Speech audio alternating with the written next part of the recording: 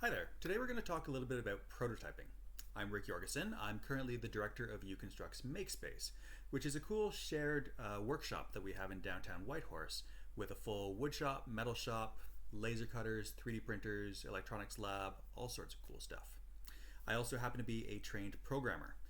In a past life, I used to be vice president of a little video game company called Longbow Games, where we made historical strategy war games.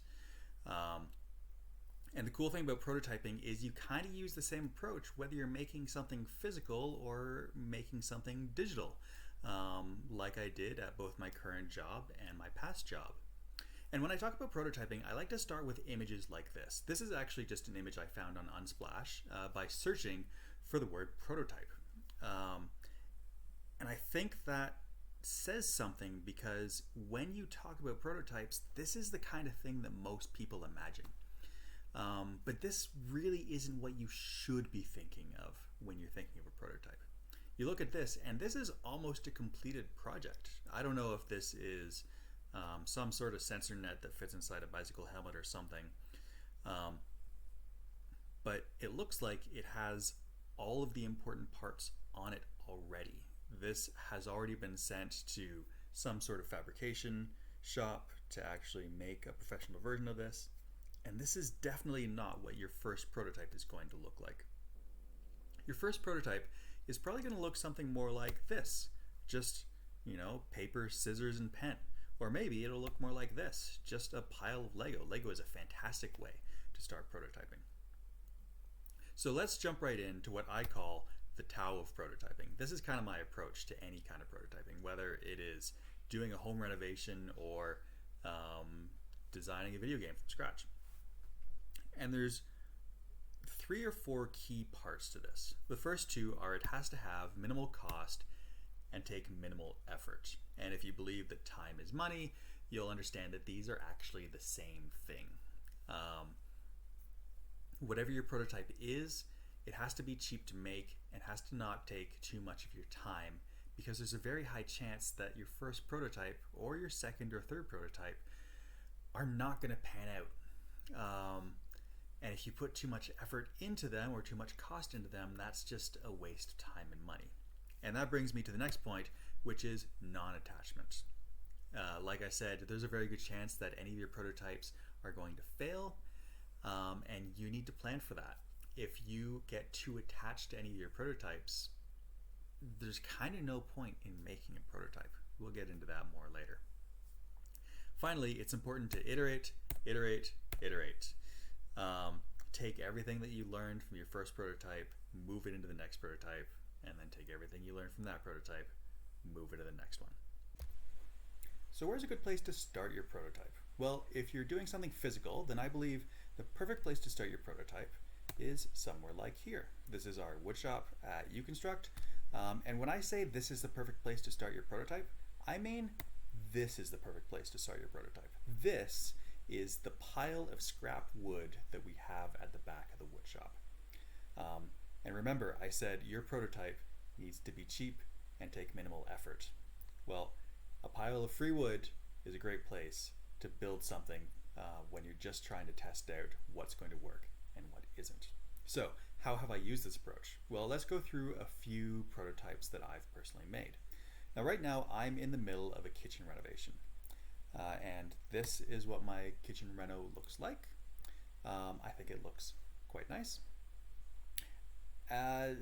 Okay, so actually I need to come clean. This isn't exactly what my kitchen reno looks like.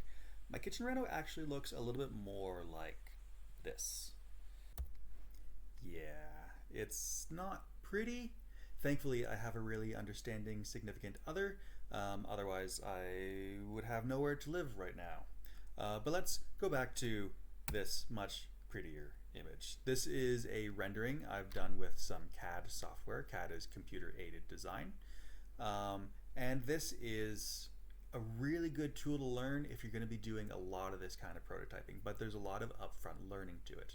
CAD can be a pretty complicated system to use. But there is a lot of payoff. Once you learn it, you're able to prototype things very quickly. So this is basically a digital version of what I'm planning to build in the real world. But you don't need to go as far as learning how to use a CAD package in order to plan something like this. If we go back to what the real world looks like, if you look down here where my cursor is, you can see some green tape. Now, me and my significant other went through the kitchen and actually put down just a bunch of masking tape so we could walk around the space and figure out what it's going to feel like when the new cabinets are in place, before we went through all the effort of pulling out all the walls, putting in the new cabinets, and then deciding that maybe we don't like it. We did this even before we started doing this digital rendering, or digital prototype, as I like to think of it. But what I really want to draw your attention to here is these lights up at the top of the screen. This is kind of an unusual feature of this kitchen reno. These aren't actually lights, these are heating panels. I'll show you what one looks like in the real world. This is a heating panel in our living room, and it looks like it's just a sheet of metal, but these basically replace baseboard heaters. Instead of heating from the floor, they heat from the ceiling. There's a bunch of really cool features about them, but that doesn't really matter. What really matters is we liked these heating panels, and we were wondering if we could combine those and turn them into a lighting fixture at the same time, kind of two birds with one stone. So we thought maybe we would take this heating panel, lower it down, add some lights on top of it, and bounce those lights off of the ceiling. But we didn't want to commit to that just yet because we've never seen that done before. We thought there was a good chance it might look really bad. Remember, if we don't like the way that it looks, we have to tear out cabinets, we have to tear out drywall, we have to tear out wiring in order to redo the stuff that we don't like. And that work, a lot of money went into doing that work, a lot of time went into doing that work, and also a lot of time and money would have gone into installing these lights. So instead, we built a really cheap prototype, and our prototype looked something like this. This is a different kind of heating panel that we borrowed from a friend, but very similar, and we just put some strips of wood and LED strips on top of the panel, and we got to see what it looks like when it bounces the light off the ceiling. We even got to dim the lights and see what it looks like at different light levels. And yeah, it looks ugly. It's got all these cords hanging off of it. It's definitely not something we're going to use long term. But we got to test the part that we were most worried about, which is the quality of the light when it's bounced off of the ceiling. So we took something that could be a very expensive install. I'll just walk through some of the cost that's going to go into the full install. It's going to take almost $300 in aluminum channel. That's this stuff you see in the background here that actually holds the light. We need 30 meters of LED strips. It's amazing how quickly you run through LED strips. That's going to cost us almost $600. We need LED drivers. That's the most expensive part, the electronics that actually run the lights. We need a bunch of FT4 low voltage wire. This is a fire code rating thing. That's going to cost us almost $200. And the LEDs that we picked out and the drivers that we picked out work with these fancy dimmer switches. That's going to cost us $330. And of course, we live in the Yukon, so shipping is always expensive. Shipping is going to cost us $110. And that's just for the lighting system. I don't even want to add all this stuff together because that's just going to frighten me. This isn't even going into the cost of the heating panels or our time for installing all this stuff. So instead of investing all the money into this system, which we don't even know for sure if we'll like, we built a prototype.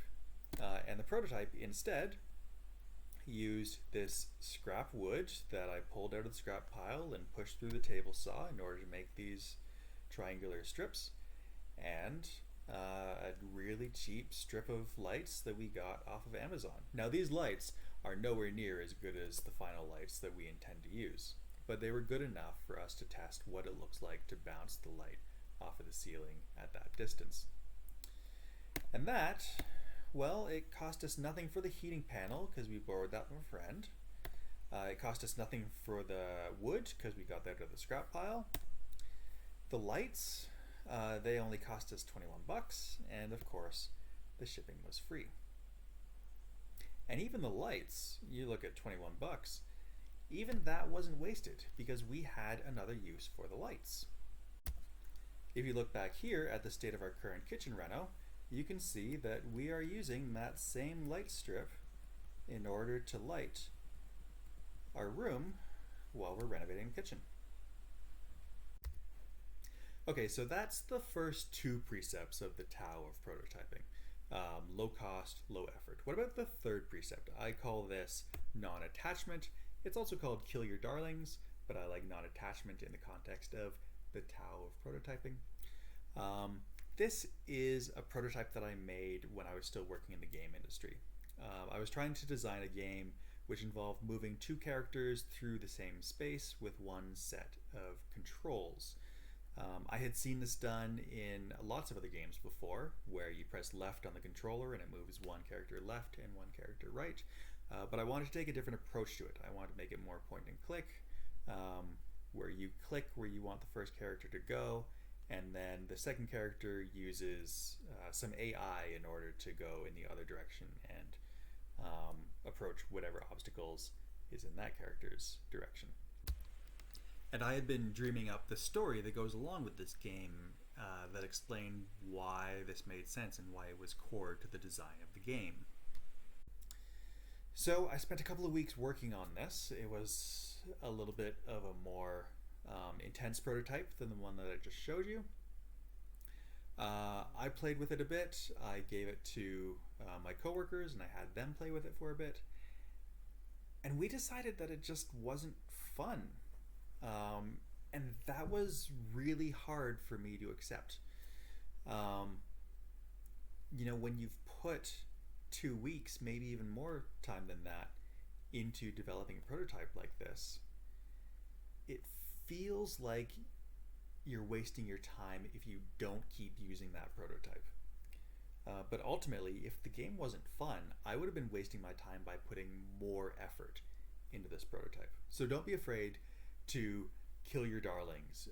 Make sure you are not attached to any of the prototypes that you're making. The whole point of making a prototype is to figure out what works and what doesn't. And that means that a lot of your prototypes aren't going to work. And that's not a failing, that is part of the process. So that's non-attachment. The final step, or the final 3 or final n steps, is iterate, iterate, iterate. So this right here, this is a board of resistors that I have in our electronics lab at MakeSpace. This is actually to help people prototype their electronics. When they need a resistor, they just pull this board out and they pick out whatever resistor they need. And I was trying to come up with a way to be really space efficient with our cabinets in the electronics lab. We don't have a lot of space and I want to use it as intelligently as possible. So I built this system where you pull this drawer out and it has a bunch of smaller drawers built into it. These smaller drawers I designed and printed on the 3D printer, but I did not get the first design right. I didn't get the second design or the third design right. If I show you all of my iterations, it took me 5 revisions in order to find a design that actually worked well. Some of this was the design itself. When I was designing it in CAD, I had to make certain parts thicker. I had to put more space between certain parts. Some of it was actually in the 3D printing stage. This part here was done on an earlier 3D printer, which printed in plastic called ABS, and that warped, and so it didn't open up properly. We ended up moving to PLA, which printed a lot better, but the first time I printed it in the wrong orientation. At least I didn't know that at the time, but that's what I figured out, is I need to turn one of the parts around in order to get it print right. The fourth revision was pretty close, but it has some slop. If you look really closely here, you can see there's kind of an ugly line in the middle of it. I just had to adjust settings slightly in order to make it open really smoothly. And then we had the final part. And this is a part that I'm actually really proud of, but it took me 5 iterations to get here. But if you look at the final product, what do I have? I've got a row of 4, and then 1, 2, 3, 4, 5, 6, 7, 8, 9, 10, 11, 12. That's 12, 24, 48 drawers on this shelf alone. If I didn't spend the time iterating these different revisions, if I just made 48 of this first one that broke right away, that would be a huge waste of resources. And this is only the first shelf. I'm planning to make tons of these. So it's worth iterating on all your prototypes. Get the prototype working really well before you move into full-scale production. Now there's a couple of ways you can look at the best way to prototype. One of them that's used in a lot of disciplines is called the minimum viable product. And the idea behind minimum viable product, or MVP, is you're trying to make a product that you can get in front of a customer. It doesn't need to be your big dreams of what the perfect product would look like. It's just the absolute minimum for what would actually be usable and saleable to a customer. So this up here is the way that a lot of people view product development. They say, I need to make a car, so I'll start by making a wheel. Once I develop a wheel, I will make the frame that goes under the chassis to connect 4 wheels together. Then I'll make the body and make this almost a convertible, but without, the steering wheel or any of the parts that actually let you drive it. And then I'll make the cab that encloses it and protects the customer from the elements, and also add a steering wheel so they can control it. This sounds like you're going from the kind of the bottom of the product, the most basic part of the product, and working your way up to the most finished part of the product. But so much effort goes into designing a product that way that it's really wasteful. A more efficient way would be to start with the simplest thing you could get in front of a customer. This is a skateboard. Now, a skateboard is nothing like a car, but it is much cheaper, and you can sell it. And you sell the skateboard to your customer, and they're still a little unhappy. They're trying to commute from Porter Creek to Whitehorse, and yeah, commuting from Porter Creek to Whitehorse on a skateboard sucks, but some people are going to like it. They're also going to give you feedback and say, actually, I found it really hard to keep my balance when I was riding on a skateboard. So you go, okay, that's cool. I'll add a handlebar to it. And you make a scooter like this. And that makes people a little bit happier. But still, it's a lot of work, a lot of effort on your legs, especially that long commute from Porter Creek. So then you add some bigger wheels, you add some pedals, and now you have a bicycle. Bicycle, a lot less work. This is actually in the realm of realistic if you're looking to commute from Porter Creek, but it's still not for everybody. Some people are going to be really happy with it. Some people are going to like the exercise, they're going to like the fresh air, but for some people they need something easier, and that's where we add a motor to it. And now we have a motorcycle.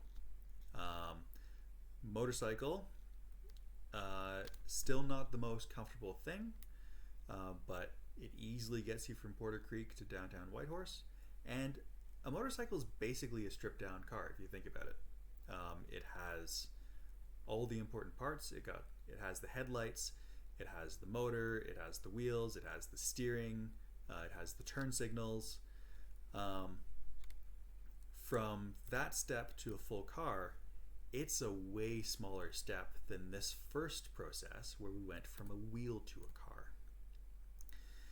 So how would we apply this to some different products? Let's think about maybe Super Mario Brothers. If you grew up in the 80s, I'm sure you've been exposed to this game. Mario runs through the world, jumps on these Goombas, gets mushrooms, makes them big, whatever. All sorts of features that went into this game. It's a pretty simple game by today's standards, but at the time, there were still a ton of features that went into it. And you think through this game and you think through everything that makes Mario Mario, and that's a lot of development that goes into that. So how do you turn this into a minimum viable product? Well, I'm going to tell you what you don't need. First of all, you don't need any of these item boxes. You don't need power-ups that make you invincible or make you bigger. You don't need pretty sprites. You don't need any of the story about how Mario is a plumber. You don't need any of these background sprites. Honestly, you don't even need the enemies. The key part of Mario is running and jumping. And you could make a minimum viable product which is just about running and jumping. And if that sounds boring, I can prove that this is actually an entertaining concept, just focusing on the running and jumping. Let me close down my slides here. What I'm going to do is I'm going to go into my internet settings and turn those off. And I'm going to open a new tab here in Chrome and try to go to a website, and there's no internet. So Chrome pops up this hidden game that a lot of you, I'm sure, have seen before. And this game gives me a little dinosaur, and he runs automatically, and I need to jump over these cactuses. And believe it or not, this is actually kind of a fun game. All I'm doing is pressing one button. And I've literally spent, probably in my life, I've probably spent an hour playing this game. Definitely, you could make it more exciting by adding more features, but this is enough to get people engaged. So what do you do when you have your minimum viable product? Well, you have a product, so you can sell it. This is great because A, it gets you some income in order to help develop your product further, but B, it also gets your product in front of customers, and you're going to get a lot more feedback when you have a ton of customers using your product than when you're just using it by yourself. There's a quote from the founder of LinkedIn that says, "If you're not ashamed of your first release, you released too late." So, you've got that little dinosaur game, you release it, you get a bunch of feedback that says, this is fun, but I'd like a little bit more of a challenge, so you start adding some more enemies. And now you have Dinosaur Game 2, and you can sell that to your customers. That does all right. Maybe they don't like the enemies, so you design some different enemies. Maybe you take the opportunity to add some power-ups. That makes it a little bit more exciting as well. You get Dinosaur Game 3. Now you have 3 products that you're selling, and all of those are making you money, and all of those are getting you good feedback. Now, a minimum viable product might not be realistic for every kind of product, and there's a few different reasons why this might be the case. In the case of the original Super Mario Bros., it was quite expensive to produce the physical video games at the time, and they needed a good enough return on investment when they spent all that money making the cartridges. So they couldn't get away just selling a dumpy little dinosaur game for $80 a pop if people aren't willing to pay that much for a product like that. The other reason is because you might have some sort of artistic vision for what your end product is. You can't always afford to hold the project up in order to meet your artistic vision, but sometimes that's important. Let's say that you're trying to build a car. You really don't want to build a skateboard and a scooter and a bicycle and a motorcycle. At the beginning, you know that this is what you want. You want a sedan.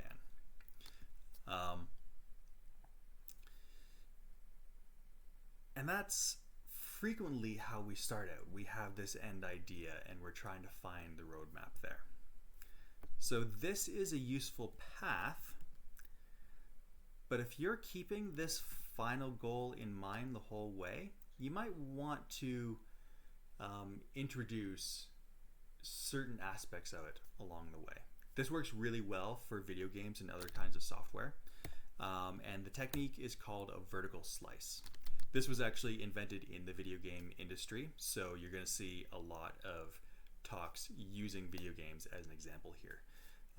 And the idea is, instead of generating the entire game, what this image is referring to as the game cake, you're going to generate just a little bit of every part of the game in order to give you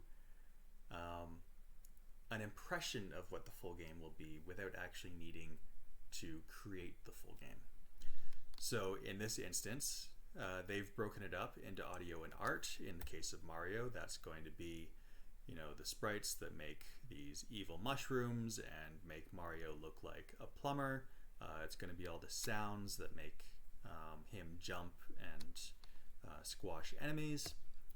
You have narrative, so that's going to be the story about how Mario is a plumber and he's trying to save Princess Toadstool from Bowser.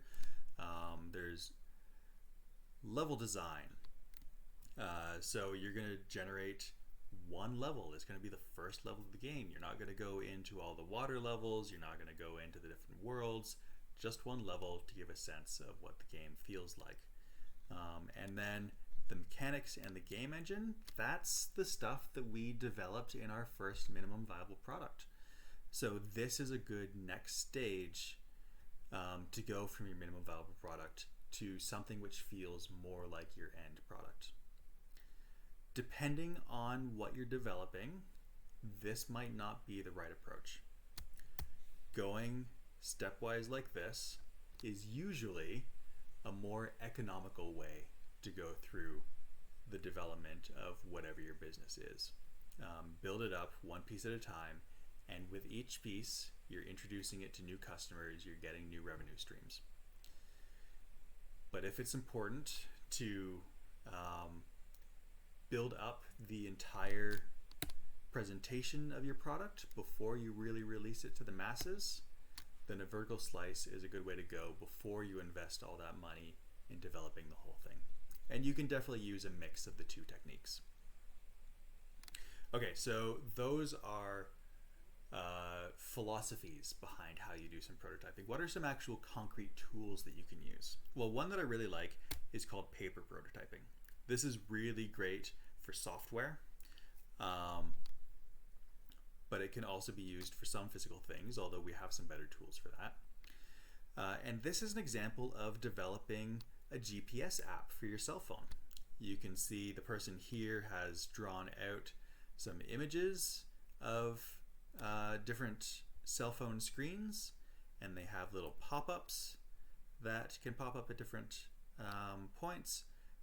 A little map here of what your route's going to be. They've even gone as far as to cut out a little arrow.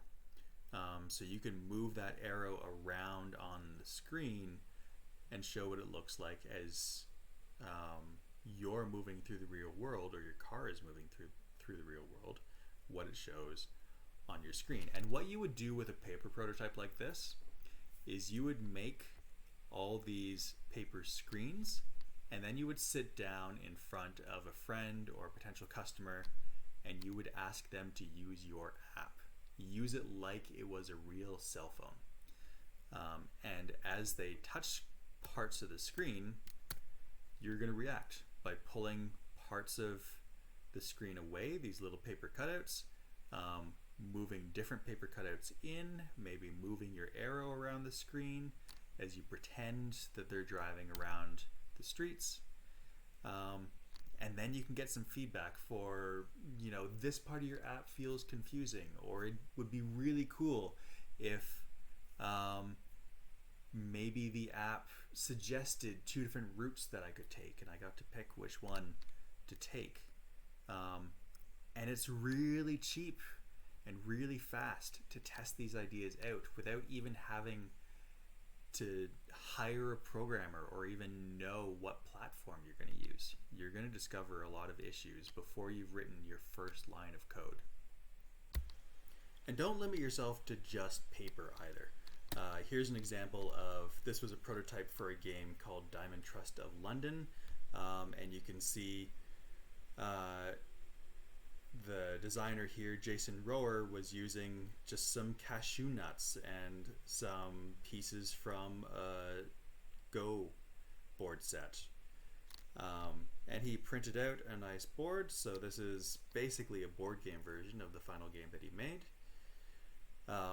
But still, so much cheaper than developing software. So the next tool that I like is called Scale Models. This is a chair that's made by Christopher Schwarz. He is a woodworker that works mostly with hand tools. And he uses a tool that he calls wireframe modeling. Now, when you think wireframe modeling, you're probably thinking something like computer-aided design, like I showed you earlier. But that's not exactly the kind of wireframe modeling that Christopher uses. Chris uses this kind of wireframe modeling. This is literally wires from coat hangers that he's cut up and he's stuck into a board in order to figure out what kind of shape he's going for when he's designing out the form of the furniture that he's making. And you can see here that what he started with looks a little wonky. This is supposed to be a chair, but the legs splayed out the way they are. In Chris's book, The Anarchist Design Book, he describes this as looking a little bit like Bambi. It looks really unstable. It's not actually unstable, but just as a piece of furniture, it looks unpleasing. And part of the goal of furniture is to add an aesthetic design. So he took this model and he bent it with his hands and with a pair of pliers until it looked like something resembling the final product that he had in his mind. And this isn't just a visualization technique, because when you have this scale model, this is actually 1/4 the size of the final chair that he was planning to make. When you have this scale model, you can start taking measurements off of it. Sometimes that can just be measurements with a ruler, because you know that you can multiply that by 4 in order to get the final measurement. It can also help you with angles. So right here, he's measuring the angle of these legs off of the base with this tool here to find, to transfer the angle over to the final piece that he's making. And you can find out all sorts of things this way, and it doesn't have to be wood and wire. It could be origami, it could be clay, but anything you do in order to make your product into a smaller project so that you can find all the flaws in it on a smaller scale before investing more energy into a larger project, saves you a lot of time. You see this often in really expensive projects, like if you go to the museum and you see model ships, this wasn't always just somebody making a model ship because it was pretty. It was somebody making a small version of a ship because that let them find problems with the design of the ship before spending literally millions of dollars on building this giant vessel. Another tool that I really like, especially working in MakeSpace, is CNC. CNC stands for Computer Numeric Control, and this refers to any machine that you program in order to make parts for you. So generally when we think of CNC, we think of CNC routers, which is what you see here. This is basically a fancy drill which moves in a few directions in order to cut things out with a particular kind of drill bit. And the great thing is you design this product on the computer, and then the machine cuts it out for you. And then if you find any problems in it, you make just a tiny tweak in your digital design, and then you tell the machine to make a new one. And it takes a lot of time for the machine to make that part, but that's time that you're spending doing something else. Now, like I said, when you think of CNC, most people, if they know about CNC, they think about CNC routers. And that's mostly just because that's the word that we use for that tool. But it actually refers to a whole bunch of different tools, which you have probably also heard of at least some of these. The most popular one nowadays is 3D printing. So we went over this earlier when I showed you those designs that I made for the drawers, where I went through those 5 revisions. And same thing. I found little problems with each revision. And each of those drawers takes maybe an hour to print out. But that's an hour that I'm spending doing something else. And if there's a problem with each design, I don't mind printing out a new one because the machine's doing the work for me. I just had to spend a minute making that little change. And then an hour later, I get to test a new design. It also applies to laser cutters. Now, laser cutters are great for prototyping. In the case of CNC, it might take you maybe half an hour to cut out a part. In the case of in the case of 3D printing, it can take multiple hours. It can even take over a day to print out a part. With laser cutting, you get your part in literally minutes. This is really great for iterating, especially because it keeps you in that creative state where you get to try something and then print out something new when you see how it actually works in the real world. Another form of CNC is plasma cutting, which is very similar to laser cutting but works with sheet metal. And another one is something as simple as vinyl cutting. This is actually really useful for something like marketing. If you're trying to design some sort of brand that you're going to print out and use in a bunch of places, and you want to cut out these weird shapes, you can hire a printer to do this for you. And they will definitely be willing to cut out these odd shapes, but they usually have a certain minimum that's required. So you can test out, you can see here I printed these UConstruct stickers. You can test out the design on a small scale, and then you can hire out manufacturing these in the hundreds to a printer who can actually do them more efficiently at that scale. So these are some of the tools that I like for prototyping. To summarize everything that we went through today, remember we're going through the Tao of prototyping, and the first 2 steps are minimal cost and minimal effort. We also need to make sure we exercise non-attachment. We're willing to kill our darlings when things aren't working out, and we iterate. We also learned some tools today. So the tools that we learned about minimum viable product, the idea of making the smallest product possible and then getting it in front of some customers who are willing to spend money on it and give some feedback. We learned about a vertical slice, where you're trying to give an impression of the entire product while only making a small part of the product. We also learned about paper prototyping, where instead of actually delving into software, you are just drawing out your prototype on paper and sliding things around in front of someone on the other side of a desk. We learned about scale modeling, where you scale down the size of your prototype literally by just putting less material into it. And we also learned about CNC, which is a fairly new tool to prototyping, where we use computers in order to program them to do a bunch of work for us.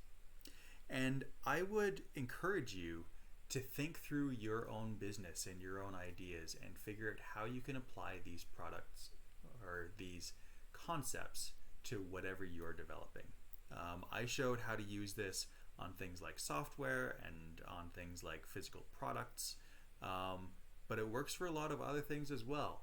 If you're developing recipes are definitely an iterative process where you try something out. You do it on a small scale, and then you make changes and put it in front of a potential customer, see how it goes. This especially applies once you start need to design things to be produced in scale. If you're trying to put things in a grocery store, it's going to be a very different set of steps, and you need to make that on a small scale first. You could think about doing this for something like running a shop, where you need to have a certain amount of supplies, and you need to have a checkout station, and you need to have some way for the customer to move through the space and see all the products, and some way to move all your products from the storeroom onto the floor. You need to figure out how many employees you need in order to move around that space and allow customers to use the space. And you could, go to a park and put down some flags and figure out what kind of square footage you need before you start looking at real estate. So think really carefully about your business, your product, and how you can prototype it on a smaller scale first, how you're going to slice it down to a smaller size so you can test out these ideas on a smaller stage before you really commit to the more expensive parts of your business. So take these tools, apply them to your own business, and happy prototyping.